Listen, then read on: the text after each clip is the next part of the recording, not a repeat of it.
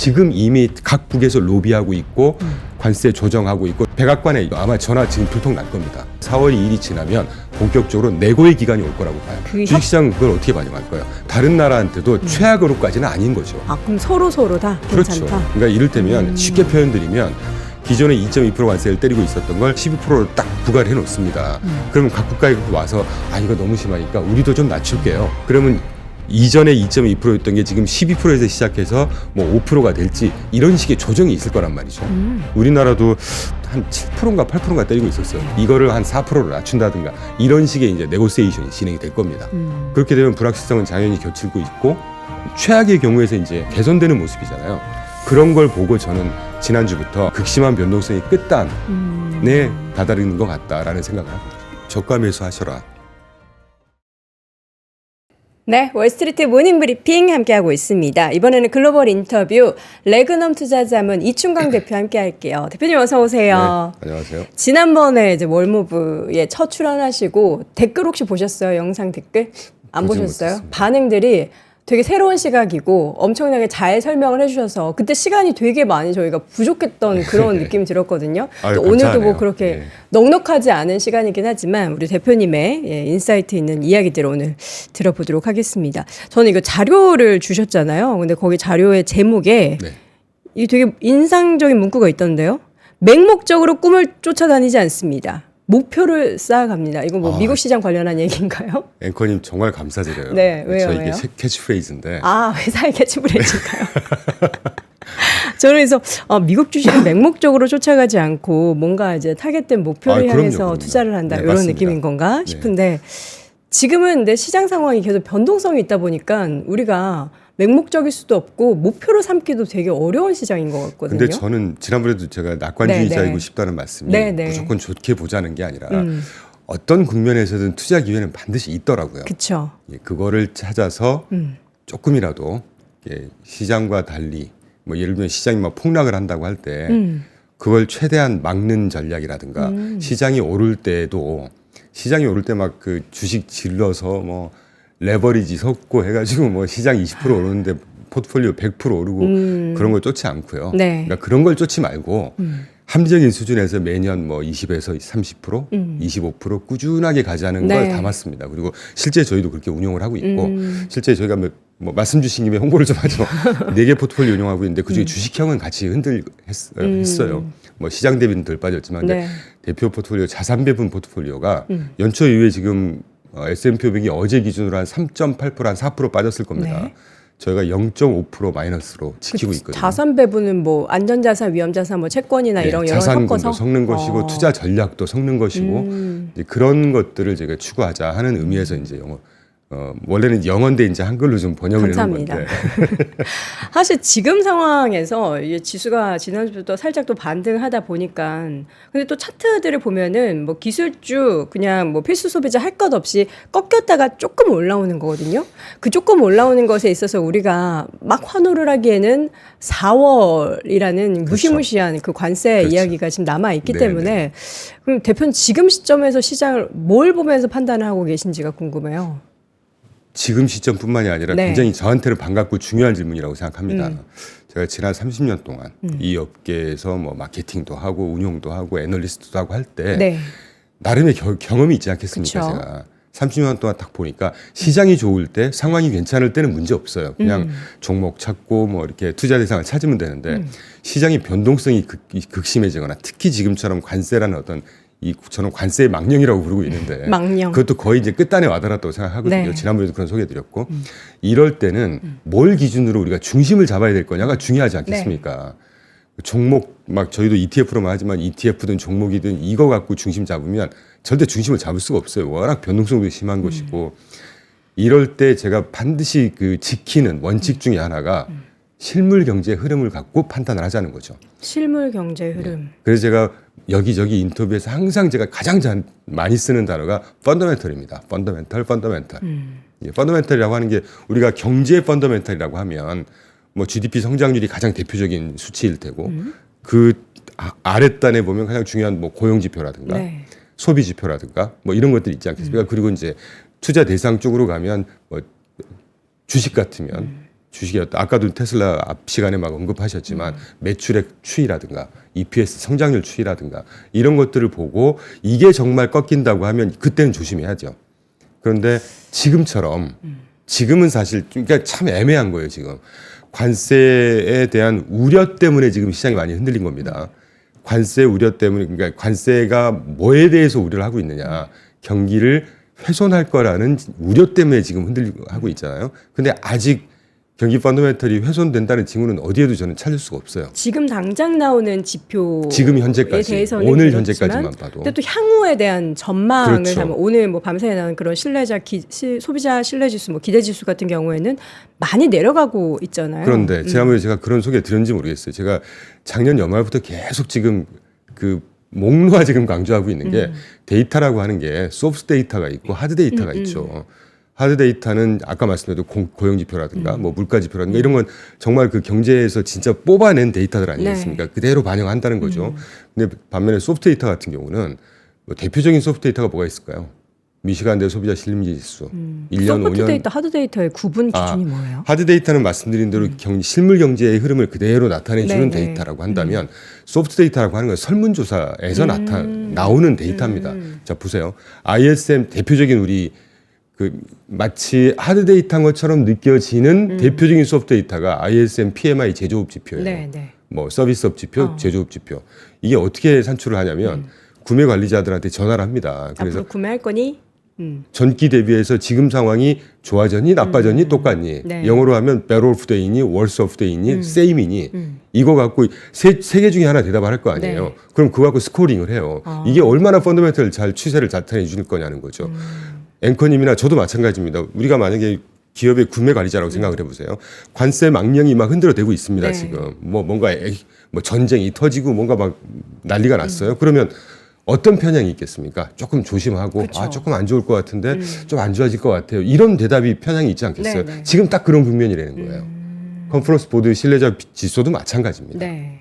그리고 실제 그 미국 전역에 12개 연은이 있잖아요. 뉴욕 연방도 그렇고 뭐 여러 연방에서 각각 그 지역에 있는 뭐 제조업 신뢰 지수라든가 이런 것들을 발표합니다. 그런 것들이 당연히 안 좋게 되죠. 왜냐하면 기업 관리자들한테 전화를 해서 어떻게 될 것 같니? 전화하면 당연히 보수적으로 답하지 않겠습니까? 그러니까 뭐 그건 오케이 좋은데 네. 그게 실제 실물 경기에 얼마나 전이가 돼서 그대로 영향을 미칠 거냐는 거죠. 뭐 일부 영향은 있겠죠. 근데 그게 심리 지표에서 얘기하는 것처럼 굉장히 냉각되고 안 좋을 거라는 게 실제 이렇게 연결되는 거는 적어도 지난 30년 중에 제가 애널 하고 뭐 이렇게 운용할 때 지난 20년 동안은 그런 경우 그렇게 많지 않았습니다. 근데 이제 얼마 전에 파월 의장도 FOMC 끝나고 나서의 여러 가지 인터뷰나 발언에서 보면은 그 관세에 대한 영향이 말씀하신 그 실무 지표로 반영되는 데까지는 조금 시간이 걸릴 것이다. 그래서 지켜봐야 된다. 그리고 일시적일 것이다. 네. 물가에 대해서는 네. 분명히 그렇게 그 언급했습니다. 말에 그럼 동의하시는 거예요? 굉장히 동의하고 있고요. 말씀 나온 김에 이 차트를 한번 네네. 이미 다 언급을 하셨고 소개를 네. 하셨겠지만 3월 19일 날 FOMC 발표 뭐 만장일치로 동결한 건 말씀 안 드리겠습니다. 이미 다 아시는 내용일 네. 테니까. 그 우측 하단에 제롬 파월 인터뷰 중에 제가 빨간색 표시로 해놓은 게 아주 중요한 거라서 커서가 방금 소프트 데이터 하드 데이터 우리가 얘기했었잖아요. 제 말이 아닙니다. 보십시오. 심리 데이터 두나 걱정하지 않는다. 소프트 데이터 약세에도 불구하고 하드 데이터는 여전히 견고하다. 네. 누가 얘기했습니까? 제롬 파월이 얘기했습니다. 그러니까 방금 제가 조금 구구절절 설명드렸던 게 제 생각뿐만이 아니라는 말씀이고 그리고 뭐라고 얘기했냐면 경제활동이 견고한 속도로 확대 중이다라고 확실히 얘기를 했습니다. 물론 관세에 대한 불확실성이 커지긴 했지만 노동시장 같은 거 보면 아직 탄탄하다. 그래서 경기 침체 예측하지 않고 있고 그 침체 가능성이 조금 높아지긴 하지만 그래도 아주 컨트롤할 수 있는 수준이고 아직 높은 상황이 아니다. 그리고 관세에 따른 물가 상승 영향은 일시적일 거라고 생각하고 있고 그래서 일단 지켜봐야 된다. 이게 가장 뉴트럴하고 데이터 디펜던트에 따른 스탠스 아니겠습니까? 그때도 표현 드렸는지 모르겠는데 중앙은행이라고 하는 곳이 시장에서 원한다고 해서 대통령 한 사람이 금리 내리라고 한다고 해서 금리 내리지 않습니까? 그다음부터 우리 제롬 파월이라든가 FOMC 중요하게 생각 안 합니다. 더 큰 혼란을 초래할 수가 있는 거예요. 최소한 지난 2년 내내 제롬 파월이나 FOMC 스테이트먼트 그리고 미디어 인터뷰할 때 뭐라고 공통적으로 얘기하냐면 데이터 디펜던트를 얘기하고 있어요. 네. 저는 그게 굉장히 안도감이 드는 얘기입니다. 이런 정책 집행기관이 실제 경기 흐름 상황에 따라서 정책을 조정하는 것이지 시장이 원한다고 해서 올렸다 내렸다 그런 정책 집행기관을 누가 신뢰하겠습니까? 그래서 요번에 한결같이 보십시오. 네. 경제활동 괜찮다. 심리 데이터 안 좋아졌지만 뭐 의미 없다. 하드 데이터는 여전히 견고하다. 실무 경기 현재까지는 아직 괜찮다고 제롬 파월이나 FMC에서 그렇게 결론을 내고 있는 겁니다.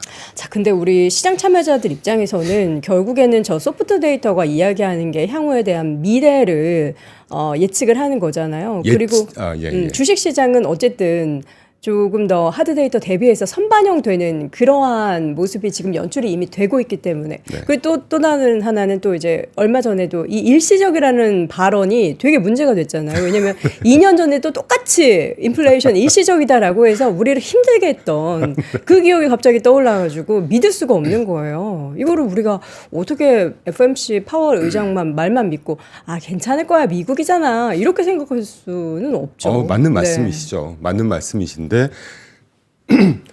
그 물가가 그러니까 관세가 부과가 되고 이제 지금 보니까 오늘 아침에도 오면서 제가 들어보니까 네네. 저는 당초에 지금 원래 그러니까 미국이 상대국들에서 부과했던 보편 실효 관세 평균이 2.2%였던 걸 지금 한 9%까지 끌어올렸다고 네. 하거든요.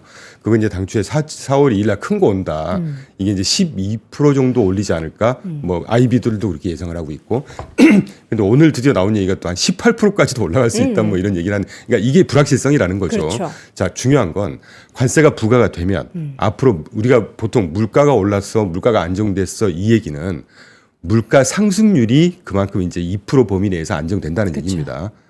관세가 부과되면 마치 이 물가 상승률이 계속해서 더 튈 거라고 생각을 해요. 그게 아니고 물가가 일단 부과되면 그 기간에는 일시적으로 상승을 하겠지만 상승률이 변하진 않아요.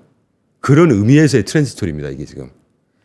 앵커님 잘 생각해 보세요. 상승률이 변하지 않는다라는 거 우리가 숫자로 생각해 보면 지금 이제 2%대 숫자를 유지하고 있는데 이게 다시 3으로 올라갈까 봐 걱정하거든요. 그러니까 일시적으로 지금 현재 만약에 2%라고 하면 관세가 부과되면 상승률이 일시적으로 3%까지는 가겠지만 이 3%가 계속해서 3%로 올라가지 않는다는 거죠.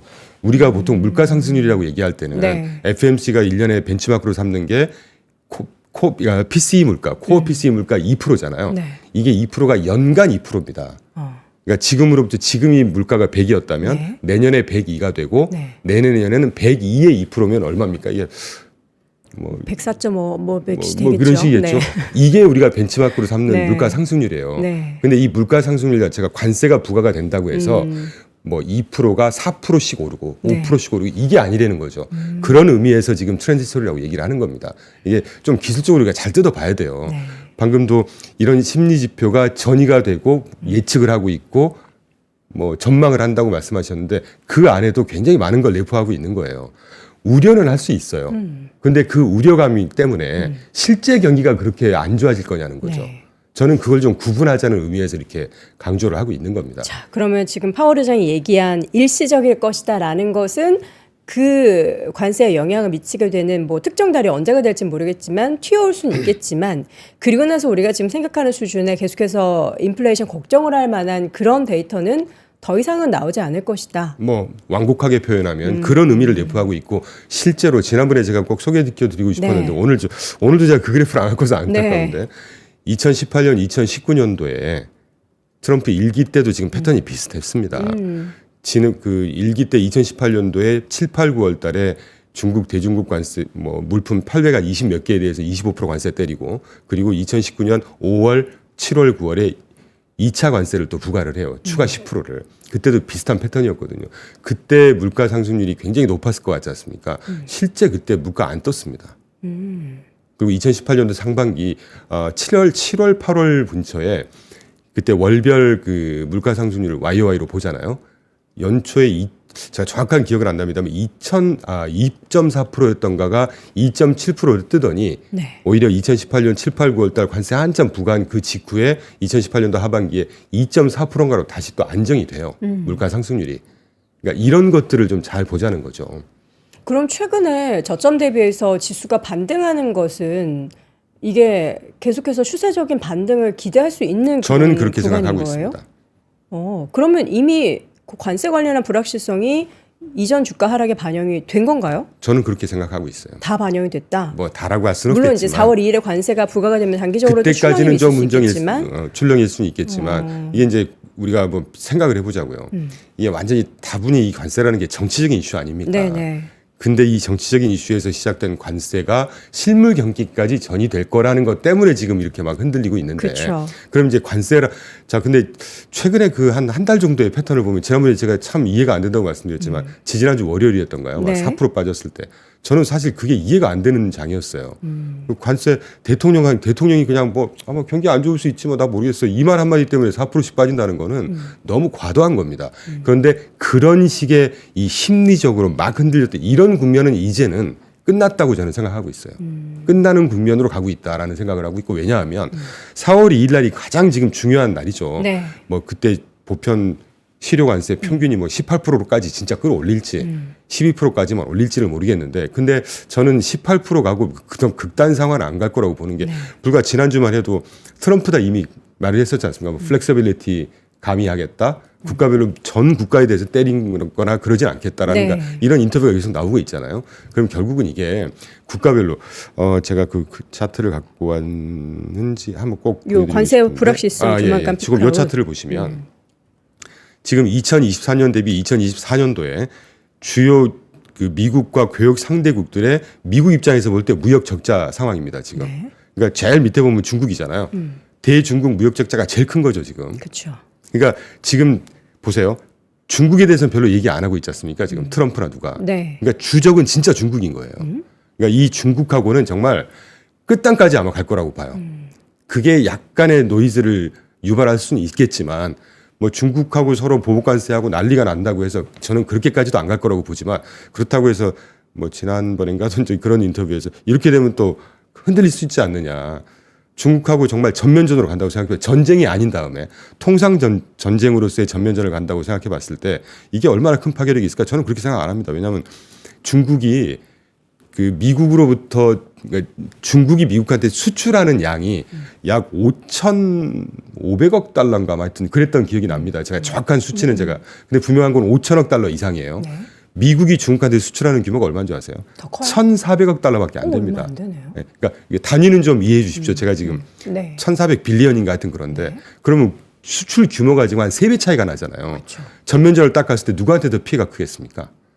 중국이요. 당연하죠. 그러면 중국이 그런 게임을 하겠냐는 거예요, 지금. 자, 중국을 제외한 유럽만 볼까요?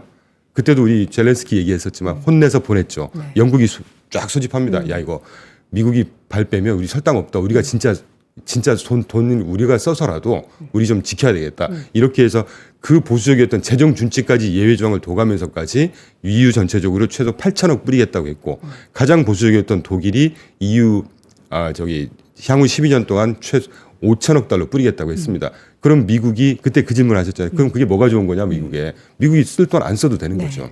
그리고 방위비를 그렇게 공격적으로 지출을 하게 되면 무기를 어디서부터 사겠습니까? 미국 기업들의 방위 업체가 가장 지배력이 크잖아요.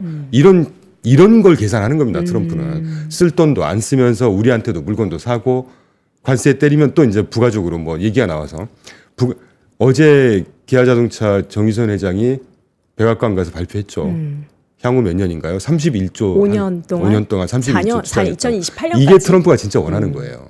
이런 움직임들이 있을 거고 중국만 해도 전면전으로 가고 싶지 않을 거예요. 지금 중국 자꾸 우리가 언급이 안 되는데 저는 중국을 계속 팔로우하고 있거든요. 네. 중국 상황 굉장히 안 좋습니다. 지금 시진핑의 스테이터스도 굉장히 불안하고 네. 경제 펀더멘탈 굉장히 안 좋아요. 그 얘기 많이 나오더라고요. 시진핑 주석의 안위가 지금 굉장히 위태롭다. 저는 실제 그걸 거기서 나오는 데이터들 통해서 확인하고 있습니다. 보도를 통해서도 확인하고 있고 이런 상황에서 중국이 미국하고 통상정책 전쟁을 전면적으로 간다?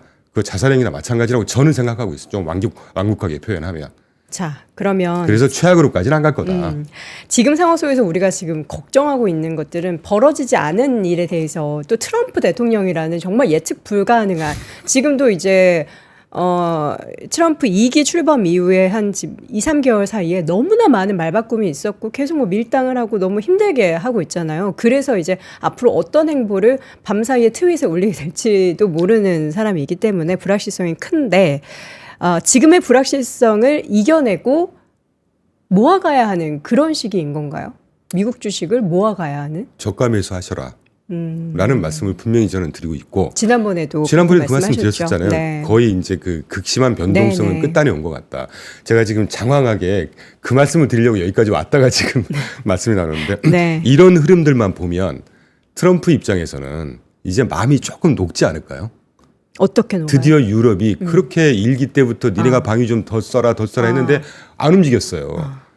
유럽이 좀 답답합니다. 네. 근데 드디어 이제 유럽이 움직이기 시작했어요. 네. 그리고 캐나다, 멕시코, 뭐 멕시코는 의미가 없으니까 캐나다 우리가 뭐 한 달 전만 해도 뭐 온타리오 주에 있는 전기세하고 관세 부과해서 올릴 거고 지금 어떻게 됐습니까? 결론은 다 취소했습니다. 통산 정쟁이 갔을 때 아까 제가 보였던 그래프 그 우측에 보면 미국이 25% 관세 때릴 때 곤색 그래프, 그러니까 캐나다, 멕시코, 미국의 GDP 성장률 훼손율입니다. 예상한 게. 근데 캐나다하고 멕시코가 보복 관세 20%를 때릴 때 각 국의 GDP 성장률 훼손율이 얼마냐는 거죠. 그래프 저 보이시죠? 우측에. 네. 어느 나라가 훨씬 더 크게 훼손이 큰가요? 미국이 더 큰가요? 캐나다나 멕시코가 더 캐나다, 큰가요? 멕시코가 상대적으로 더 크죠. 상상할 수 없을 정도로 더 크죠. 네. 이런 게임을 누가 하겠냐는 거예요. 이제까지 캐나다도 마찬가지, 아까 온타리오 전기세 마찬가지 다 취소했습니다. 이렇게 될 수밖에 없고 중국한테 각 국가별로 보편관세 제일 많이 때리고 있는 것이 인도예요. 인도가 12% 정도 때리고 있거든요. 미국이 그때 소개드린 대로 2.2% 때리고 있었습니다. 물론 지금은 한 9%로 올랐지만 어제 뉴스 나왔지 않습니까? 인도에서 대미 수입품 일부 관세 철회하든지 절반 수준의 품목에 대해서 관세 낮추겠다. 이런 흐름이 저는 앞으로 될 거라고 봐요.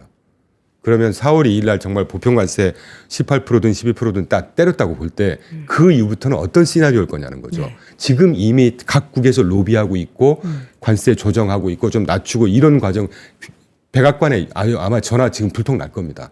전 세계에서 전화해가지고 지금 낮추자, 협정하자, 협의하자, 합의하자 뭐 이러고 있을 거란 말이죠. 그게 이제 4월 2일이 지나면 본격적으로 내고의 기간이 올 거라고 봐요. 내고. 네. 네고시에이션의 기간이 올 거라고 보면 그 주식시장 그걸 어떻게 반영할까요? 긍정적으로 반영할까요? 부정적으로 반영할까요? 미국에는 좋게 반영이 되는 거예요? 아니죠. 다른 나라한테도 최악으로까지는 아닌 거죠. 아, 그럼 서로 다 그렇죠. 괜찮다. 그러니까 이를테면 쉽게 표현드리면 관세가 지금 만약에 2.2%였던 거를 트럼프가 생각하는 제가 이제 그냥 우스갯소리로 한번 상상을 해보는 거예요.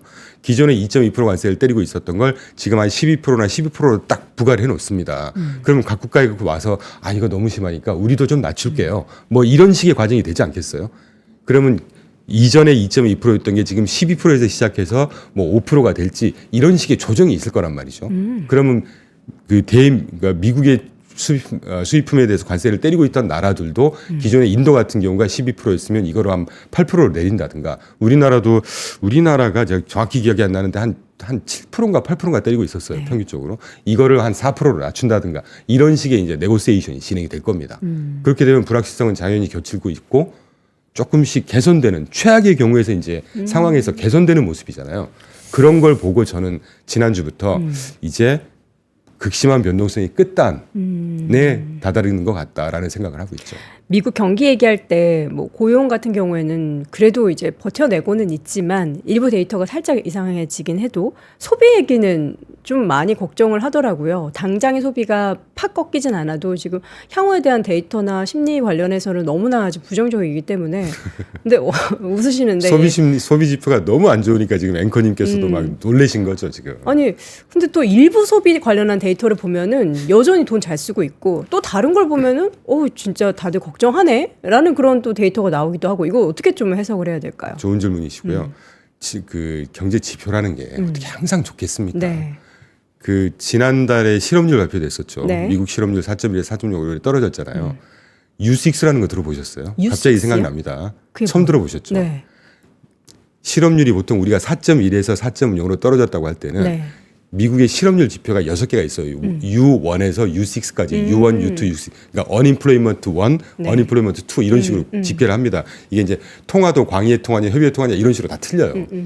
우리가 보통 4.1 실업률이라고 할 때 U3를 얘기합니다. 3 그게 뭐예요? U3라고 하는 게 이제 뭐 2주간 실업률 뭐 이렇게 실업률 지표가 있을 거 아니에요. 그 데이터를 보는 기준이 다 다르군요. 기준이 그러니까 산입하는 계산식이 네, 틀린 네. 거죠. 네. 그게 이제 U3를 봐요, 우리가. 근데 U6라고 하는 거는 네. 4주 이상 장기적으로 실업 상태에 있는 사람들이 를 집계한 게 U6란 말이에요.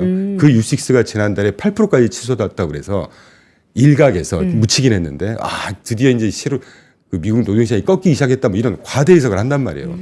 이런 식의 좋고 안 좋고가 항상 믹스가 되어 있어요. 네. 그러니까 이 심리가 불안해서 그런다는 건 제가 이해가 되지만 평소에는 그걸 쳐다보지도 않으면서 시장이 좀 안 좋다고 해서 U6 끌고 나와가지고 지금 약간 그런 모습이 보여요. 지금 한번 소비 지표 볼까요? 지난번에 3월 17일 날 발표된 리테일 세일즈 발표되지 않습니까? 네. 리테일 세일즈가 과연 그 먼소먼스 파란색으로 제가 숫자 써놓은 게 지난달에 마이너스 1.2 굉장히 많이 안 좋아졌었죠. 그런데 이번에 0.2였습니다. 네. 이것도 좀 노이즈가 있어요. 이게 안 좋다. 근데 어쨌건 플러스형으로 재진입을 했잖아요. 그리고 물론 이게 평년 수준, 평년 월감 수준이 0.3, 0.4 많을 때는 0.5까지도 나왔던 게 0.2니까 좀 떨어지긴 했죠. 자, 문제는 미국의 실제 실업률 추이가 이게 꺾인 거냐 마는 거냐를 뭘 보고 판단할 수 있을까? 우측의 그래프 보시면 항목에 제가 빨간 선 그려놓은 게 넌스토어 지표라고 네. 보십시오. 저게 온라인 세일즈입니다.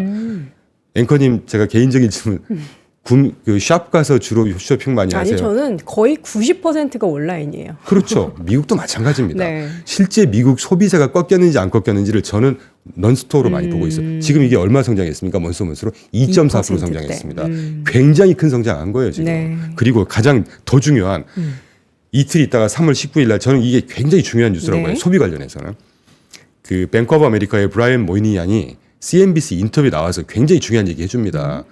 미국의 지금 전체 예금 잔액 총액이 네. 18조 달러 정도 된다고 그래요. 저게 되게 계속 잘 유지가 되더라고요. 그러니까요. 네. 근데 또 카드는 또 연체가 늘고 있다고 하고. 연체는 네. 뭐 연체율 20% 30% 몇 년 전부터 마찬가지였어요. 그렇습니까? 금리가 고금리니까 당연히 힘든 네. 사람이 힘들어지죠. 그 저소득층이 경제 끌어가는 거 아닙니다. 네. 뭐 좀 냉정한 표현일 수 있겠지만 하여튼 전체 18조 정도 예금 잔액 중에 네. 뱅크 오브 아메리카가 커머셜 뱅크에서 2위거든요. 네. 1위가 이제 제가 지금 근무했던 JP 모건 체이스 은행이고 2위 뱅크 오브 아메리카가 4.6조 달러 정도의 예금을 예치하고 있다고 그래요. 네. 그걸 토대로 계산을 한 겁니다. 3월 19일에 발표했으니까 3월 18일까지 계산을 했겠죠. 네. 전년 2024년 3월 연초 이후 3월 19일, 18일 하고 2024년 지금 현재 같은 기간 동안 전년 대비해서 미국 소비자들이 적어도 자기네 고객들이 전년 대비해서 6% 이상 소비를 더 많이 하고 있더라는 걸 분명히 얘기해 준 거예요. 이 근데 뱅크 오브 아메리카의 고객은 그렇죠. 어쨌든 일정적인 수익이 계속 발생하고 있고 안정적으로 돈을 잘 버는 중산층 이상이겠죠. 중산층 이상이겠죠. 제가 아까 그래서 말씀드렸잖아요. 네. 저소득층이 경제 끌어가는 그쵸, 거 아니라고. 그쵸. 저소득층 뭐 기업 힘든 기업 늘 있습니다. 그걸 콕 찍어가지고 과대 해석하지 말자는 거죠. 경제라는 게 그게 다 믹스가 돼서 네. 같이 굴러가는 거 아니겠습니까? 이 모이니안이 할 일 없어서 나와서 이런 얘기 했겠어요. 그리고 굉장히 정확한 겁니다. 왜냐하면 예금 잔액을 그대로 트랙을 하거든요. 네. 그리고 그 예금 잔액에 연결된 데비카드나 크레딧 카드 집계를 정확하게 할 거란 말입니다. 이걸 보면서도 소비가 꺾였다, 안 좋아질 거다는 좋죠. 근데 소비가 지금 꺾이고 있다는 절대 아니라는 거죠. 그리고 지난달 PC 개인 소비 지출 과연 꺾이긴 했어요, 지난달에. 근데 같이 발표됐던 개인 소득은 또 늘었습니다. 소득은 늘었다. 전달 0.2에서 0.9로 늘었어요. 굉장히 큰 폭 증가한 겁니다. 개인 소득이 증가했다는 얘기는 네. 소비 여력이 아직 남아 있다는 얘기죠. 그렇죠. 그렇게 이해하시면 되지 않을까요? 그러니까 우리가 다양한 데이터 중에서 원래 항상 시장이 심리가 안 좋으면은 안 좋은 꺾여진 데이터들을 가지고 와서 그거 봐, 이거 봐, 경기 침체 지금 시그널 나오잖아라고 하고 또 막상 좋아지면은 이거 봐, 이렇게 데이터가 좋아지고 있어라고 저는 하면서 그게 안타까워요. 예, 이야기를 하게 되는 그래서 거잖아요. 제가 저도 3년 전, 2년 전부터는 네. 이렇게 좋고 안 좋을 때 이런 과대 해석이 많아요. 제 거 뭐 유튜브 이런 거 찾아보시면 그때마다 제가 무조건 좋을 겁니다. 이게 아니라 이런 데이터도 있고 이런 데이터도 있으니까 양면을 다 봐야 한다. 흔들리지 마라. 밸런스 있게 보자라는 말씀을 드리고 그럼 있죠. 어쨌든 양쪽을 다 봤을 때는 좋은 데이터와 안 좋은 데이터 그 비율이 있을 거 아니에요. 좋은 게 좀 더 굉장히 많습니까? 제가 다음 주에 쓰려고 사실 그 데이터를 네. 다른 자료에다 넣어놔서 오늘 안 갖고 왔거든요. 그러면 일단 많아요, 좋은 게 더? 좋은 게 지금 거의 80% 이상 많습니다. 그래요? 그 지표를 지표 갖고 계산을 했어요. 네. JP모건에서 발표를 했습니다. 네네. 그러니까 따로 제가 한번 보내드릴게요. 심리 데이터 한 2개 정도 안 좋고, 그러니까 10개 중에 네. 비율을 따지면 20% 정도 안 좋고, 나머지 네. 하드 데이터 80%가 전부 다 좋은 상황이에요, 지금. 그걸 실제 JP모건이 계산해서 발표한 보고서가 있습니다. 네. 지금 시점에서는 불확실성이 있어서 너무나 안 좋은 심리 속에서 우리가 안 좋은 지표만 보게 되고 안 좋은 데이터들만 보게 되지만 뭐 그게 이제 현재 하드 데이터든 어쨌든 뭐 미래를 알려주는 소프트 데이터든 안 좋은 걸 보게 되지만 좋은 쪽도 계속 보려는 같이 노력이 봐야죠. 필요하자. 네. 알겠습니다.